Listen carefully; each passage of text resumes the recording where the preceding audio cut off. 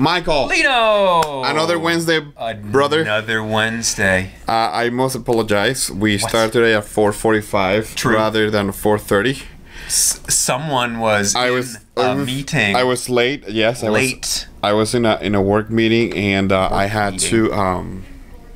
I was working, and I got late out of that meeting. So I apologize for the delay in our show today. But hey, we're here. We're here now. We're waiting for the snow. Supposedly, we're gonna have a ton of snow today. But I don't know. I mean, I err on the side of caution. As Lino knows, I don't like snow. Lino does like snow. So yeah, but it's a lot of stuff. I'm not a fan. Happening this evening that were canceled left and right. In case I canceled CIA for the sake of being safe. Yeah. So anyways, welcome everybody to our show. Thank you. Thank you for being here with us. Thank you. We have today our topic, very suggestive and kind of trying to get you involved. So the title of today's show, I call it 3 M's. 3 and 2 saints. 2. So you want to start with the M's or you want to start with the saints? Let's start with the M's. Let's start with the M's. So good letter. Bishop Coyne, the bishop of the Diocese of Burlington, here where Michael and I work and ministered, invited Bishop Tobin, Cardinal Tobin. Cardinal Tobin, who is the Archbishop of Newark in New Jersey. And he came to give us a day of recollection for the priests of the diocese, and it was really well. And the topic that he selected, and hence the 3 M's, was the 3 M's of Pope Francis' pontificate, or the basis of Pope Francis' pontificate. Right. So the first M was. Oh, you're really testing my memory now here. So we had. I don't know if I get the order correct. Starts with an M. Well, I know that. I think I have it backwards. I know that there was mission. Yes. Was that the first one? No, that was the middle one. That's the middle one. And I know that the last one was margins. What was the first? Mercy. Of course. The most important one. Mercy, mission, margins. Yes. Told you to start with an M. It did start with an M. Now I got it. Now we know. The first M, Cardinal Tobin was talking about. That's mercy. Mercy. And a reference he made that I didn't realize it before is that the root of the word mercy, or the Latin word for mercy, is misericordia. Right. And it's the combination between poverty and heart. That the two roots words, misere and cordia, are the roots of the words poor and heart. So having love for the poor. I think it was so beautiful that he mentioned it. Absolutely. And as I said, first time I hear that from that point of view, and it was very interesting.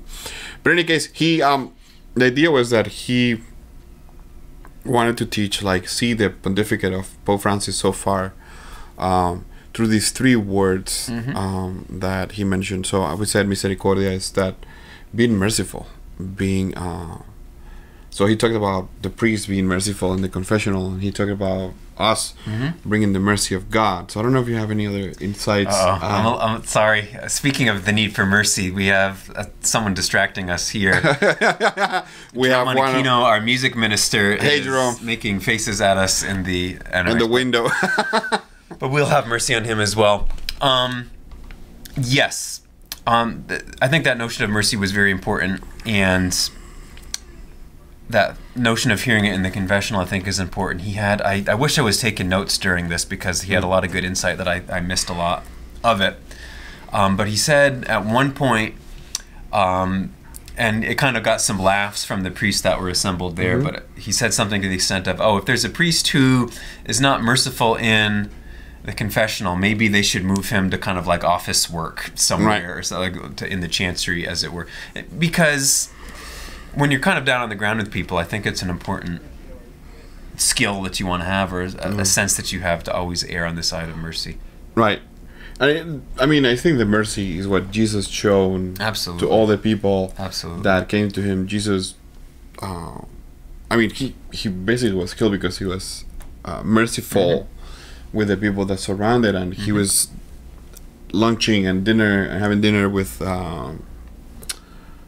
sinners, and he was seeing the law and the prophets from a merciful point of view, from the spirit of the law and the spirit of the prophets. And this morning, Father Ray Doherty preached on this in the readings today. So I think that it was beautiful, especially for us, a priest, that we have to administer the sacraments. But not only in the sacrament of reconciliation, I mean, all the sacraments in the church about mercy, about being merciful. So it was pretty interesting what the cardinal had to say about the mercy of God, and at the very least imitating Jesus, which is the one who teaches us mercy. That was pretty interesting. Yeah, absolutely. And the second M. The second M, mission. So the mission was, I think, was pretty cool. Talking about what we have to. Mission is following Jesus, right? What the church is about, right? And that sometimes, because we lose the mission of the church, we fade. I can speak to this to a certain extent because, and you'll probably relate to this maybe, you get caught up in, okay, I have to do this task, this is work that I'm doing, I got to get this done, and you become so busy with all these things that you need to do. Speaking for myself, sometimes there's moments where you kind of lose sight about, okay, well, why am I What's the purpose? doing this? What's the purpose behind it? Which is too bad, which is why it's always good to have moments to step back and think about it. One thing that the Cardinal said that I thought was interesting is every priest that he spoke to that he thought was maybe going through what we would call burnout or just stress or something like that, he would ask them two questions. Number one, who's your confessor? So who do you go to for confession? Number two, when's the last time that you went on a retreat? And if you wonder what confession or retreats are, you can look back on some of our previous shows because we've talked about both of those topics. But the Cardinal said that without fail, everybody that he asked that question, to one or other the answers, they didn't have an answer. So either they didn't have a confessor, or they hadn't gone on a retreat in a while. They hadn't had that time to kind of reflect. Why am I doing this? Yeah, I think it's very important that, I mean, as we were saying, sometimes when we get into the nitty-gritty, the details of what we do in our ministry, in our works, sometimes we lose sight of why we're doing this. Absolutely. And the means become the end, and that's when things start to become shady and start becoming annoying sometimes and awkward. So the idea of going to confession or going on retreats or having a very, and I'll add to that a healthy prayer life in our lives is to have that, is that what we're doing this because that's what God is asking us to do, and because that our mission in this life, our vocation, is to bring that joy of the gospel and to bring that joy to the world and wherever we go. So that's what the Cardinal was trying to imply, and I think it was a great message. Absolutely. Especially in this world we lived in, where so it's not a secret that vocations are going down. True. And priests are sometimes in charge of multiple parishes. Or in the case of us religious, we have to wear many hats to fulfill the work or the ministry of our religious orders. So sometimes we go so deep in those tasks that, as the Cardinal was saying, we may lose sight of the main goal. That main goal is that to follow God and to be with God. So I thought it was really interesting what he had to say about the mission of us and of the church, because that's the other thing. I mean, it's not that the church goes one side and we are going the other. This is our mission as a community, as a church of God. So I think that was a great point that he made. Absolutely. And the third M is margins. So he kind of marginalized margins. Okay. So the first talk was like a really good hour, and then out of the second talk, like 90% of the time he used to talk about the mission, which was great. So he marginalized margins, but the idea of the margins is that of what Pope Francis is talking about, going to those who we usually don't go to. Those who are in the fringes, those to whom the church doesn't get there, those that sometimes are forgotten, and those who sometimes, for any reason, we discriminate, even in the church. I mean, so it was really good to hear him talking about these subject matters. Absolutely. Talking about the margins, and about how us priests move along. And I think that from my perspective, especially in this zone of New England, one of the margins are the people, not Latin Americans mainly, that have come here to work, and because they don't speak the language, so they're not ministered to as they should. Right. And I should admit that here in the diocese, I haven't done much work, but when I was in Alabama, I really put a lot of work and a lot of time into working with the Latinos down there, for the same reasons. There was, in this whole diocese, there was only like 3 or 4 priests that could speak Spanish, and we travel all over the place to help, not to help, but to minister to people, to cater to their needs, and to bring the sacraments to them. So it was a great opportunity for me.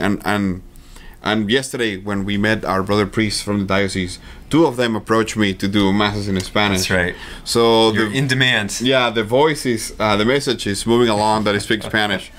So most likely, soon and very soon, I'll be doing more masses in Spanish than I am currently. If I can mention this, because I thought this was interesting, when we were having lunch, Lino and I sat at a table, and the cardinal happened to come and sit with us. And I will say that he came to our table because we were already there. We were already there. That's what I said. Yeah, you and I were there, and he came to us, which is cool.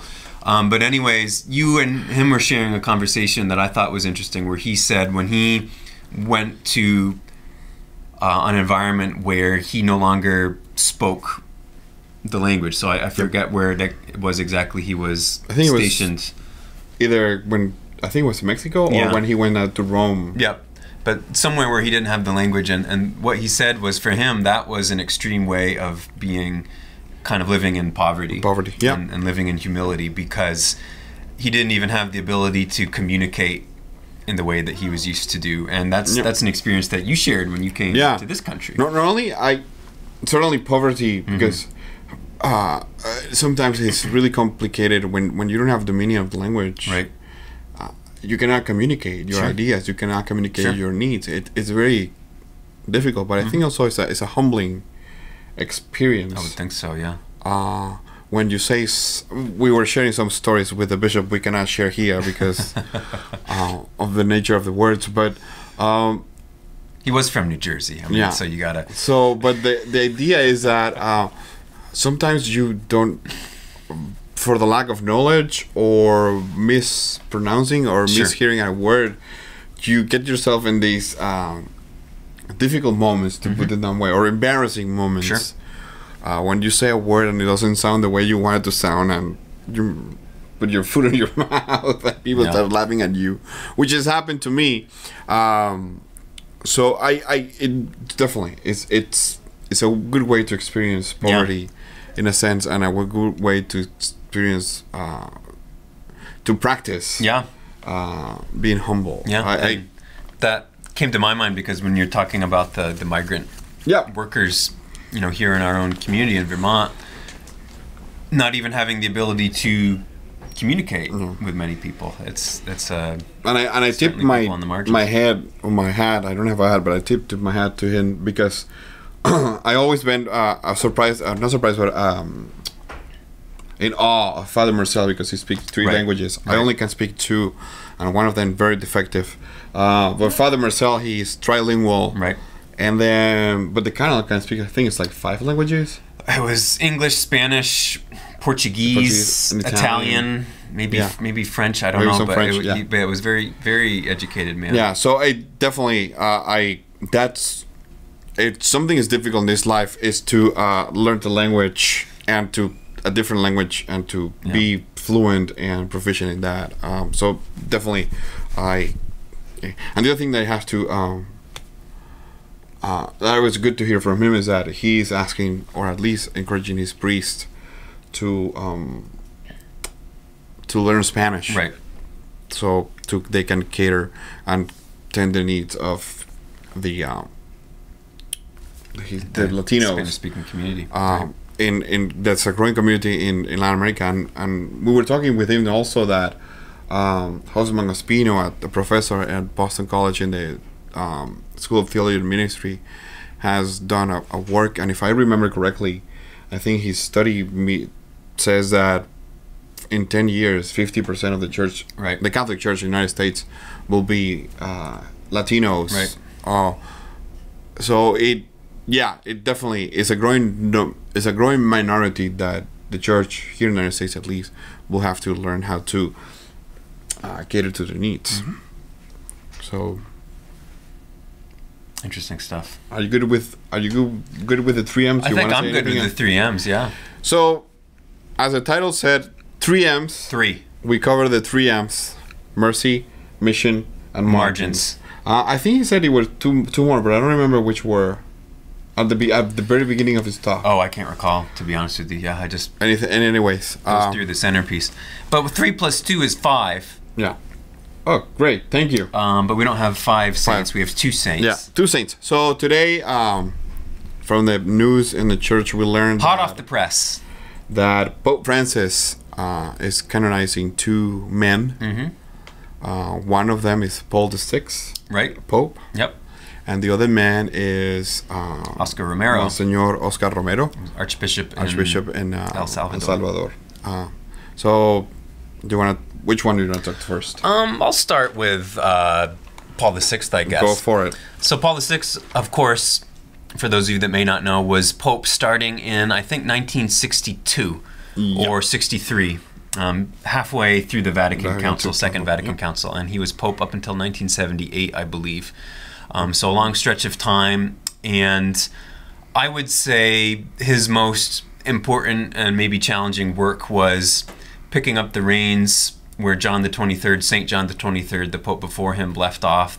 John the 23rd died kind of in the midst of this great church council that had been called the Second Vatican Council. So then the business of continuing the discussions of the council and then finally organizing and publishing the findings of the council, which are the documents that really are what the church operates with, in the past 50 years. The foundations really for the church in the modern world are those documents. And he had a huge task ahead of him in bringing that together and in publishing them and then implementing some of the findings that the council discovered, some of which are still kind of works in progress in the church, as it were. We're still trying to figure it out. We're still trying to figure it out. The fathers wanted to say. Mm-hmm. What is interesting, though, and sorry that I interrupt you, because I love these kind of like, how's it called, like coincidences things. Not coincidences, but contradictions. Sure. Is that John the 23rd was selected to be a transitional pope. Right.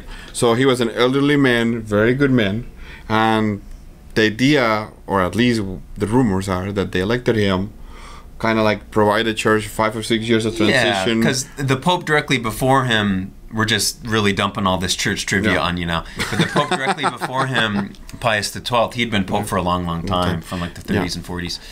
Yeah, so the idea was to provide this Pope like for maybe 4 or 5 years, and then choose another Pope that is going to take the... So the idea was to transition, and nobody suspected that John the 23rd was going to say, okay, let's do call a church council, which is a huge deal. An ecumenical council. Something that only happens, every couple hundred years. I mean, it's Vatican the First was 100 years prior to, and then before to that was Trent, which was in the 1500s. So this doesn't happen often. So everybody's like pulling their hair, like this was supposed to be an easygoing transition. So when you least expect it. Yeah, and the other trivia is that so when John the 23rd died, the council, the Vatican Council, had to stop.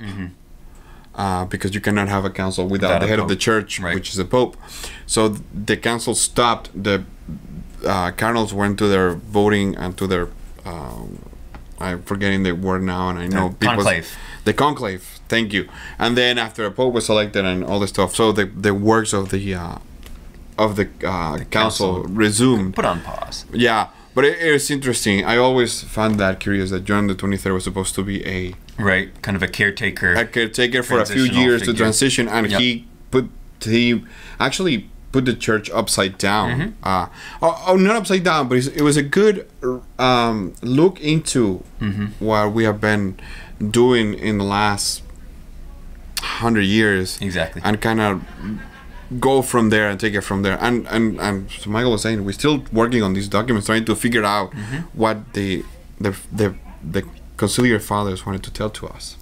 Yeah, and in terms of the rationale behind the canonization, making this person a saint, I have to assume, I didn't look at the in-depth article that maybe provided some argumentation, but my assumption is it's primarily his role in the Second Vatican Council that would be the impetus for that. As John the 23rd was recently canonized, who started the process, I think it's only natural that Paul VI, who finished the process, also. Yeah, and not only that, so when the Vatican Council was finished, there was a lot of reforms that had, so the Vatican Council put the seeds for some reforms that had to come, especially the liturgy, and the Code of Canon Law, and all this stuff. So Paul VI not only had to be the head of the church, but also had to figure it out, or trying to find out how does what this council just finished to do, how does it look like, and how we are going to do it.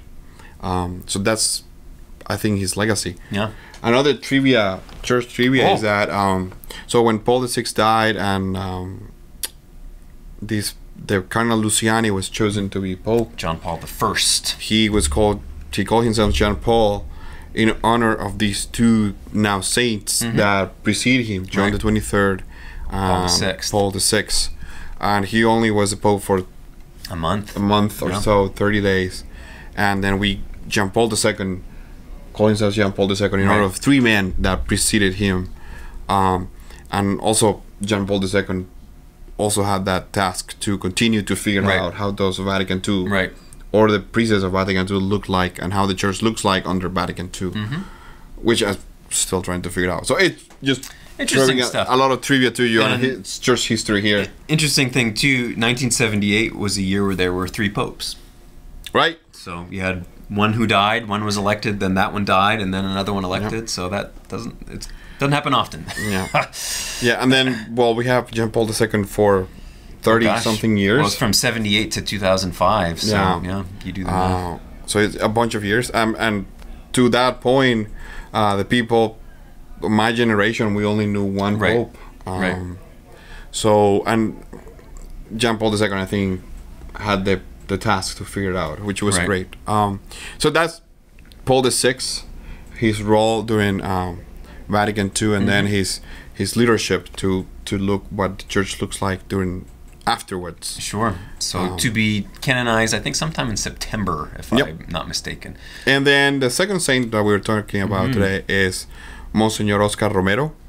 He was the Archbishop of El Salvador, the seat of let's put it like the most important church figure. Church figure in the country of El Salvador. And his story is completely different, sadly enough. And El Salvador was a elite governing the country, and they were being very mean and nasty to the people in El Salvador. A lot of priests lost their lives. Interestingly enough, if you haven't seen the movie Romero, Raúl Julia, it's a good movie. Takes the role of Monsignor Romero. That is a good movie. I don't think it portrays completely all the horrors that they went through, but it's a good. It's a little bit of background. It's a good introduction. It brings at least it gets you into the story, but mainly Monsignor. So when the previous archbishop died, the elite of El Salvador wanted to choose. They chose Romero to be the archbishop because two things. Romero was a very introverted man. Very studious. He spent a lot of time reading and caring for his mind, and he also was kind of sicklish, so he was very ill man. So they thought that choosing him will make their life easy, so they will not get into their issues and their problems. And he was a very good friend and have some sort of knowledge through with the people in the elite of the people. So I have students bringing stuff to my office. That's why I got distracted. Sorry, but in any case, there's a good scene in the movie where one of these ladies from the elite, she was pregnant. She gave birth to a child, and she asked Monsignor Romero to do the baptism, but she wanted to do it by herself, all this stuff. And Monsignor Romero said, well, we have baptisms every Saturday at 10 a.m., I think it says. And you can bring your child and baptize it with everybody else. Everybody else. Yep. And she was like, what? What are you talking about? But again, he was killed because of his advocating for the poor people in El Salvador, advocating for restructuration in the government of El Salvador. A lot of Jesuits priests also died there. Yeah. If I'm not mistaken, too, he was shot and killed while he was saying mass. Is that true? Yeah, when he was in the mass, and he was elevating the host, and shooter came into the church and shot him. Wow. A cold blood. Yeah. So he's definitely considered a martyr, especially in El Salvador. He definitely put his life on the line to seek for the rights of the people, for their rights, and looking for freedom and for justice and for a bunch of things that they were not happening in that country. So I'm really happy to know that Monsignor Romero finally made it. Yeah, I think a lot of people have this mentality that this has been like a long time coming. Yep. It's like, how come this hasn't happened sooner? And maybe there's a variety of reasons for it, but all told, I think the good news is that it's wonderful to have a formal canonization happening. I think a lot of people, particularly in Latin America, privately have already considered him to be a saint. Oh yeah, definitely. But to have it formally recognized by the church, I think, is fantastic. Yeah, and also I think that not only that, the canonization of Monsignor Romero. I'm saying Monsignor Romero because that's what we call bishops in Latin America, Monsignor. But Monsignor Romero, I think his canonization also gives sort of like a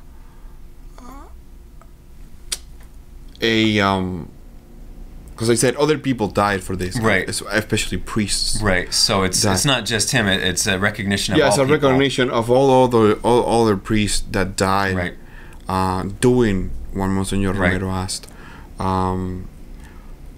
So I believe is great. We had here in the past, I consult one of our professors in Spanish. She came from El Salvador, and she told me some of the stories, and seriously, it is really, really sad and really bad what these people did. Yeah. So, in any case, I'm thankful, I guess, that Monsignor Romero has been canonized, or has been chosen to be canonized, and that he hopefully they will call it Monsignor Romero and companions, right? Exactly. All the martyrs, like they do with other saints. Yep. So, Mike, I don't know if you have anything else to say. No, I think that kind of wraps up what we had in mind for today. Right. So, to all of you out there, thank you. According to this, we have 2 people watching us. Hey. So, thank you for all the 2 of you watching us right now. And to all of you that watch the show or later in a later date, as I always say, please subscribe if you haven't done so. Like or dislike. Or just like the show and the episode if you liked it, and if you have any comments or any questions about the 3 M's or these 2 saints, please do not hesitate to leave us a comment, and I'm definitely reading them, and if needs an answer, I'll give it to you. So it's been a pleasure, and before I do like every other week. Whoa. It's been a pleasure, and goodbye. Have a good night. Stay safe. Avoid the snow.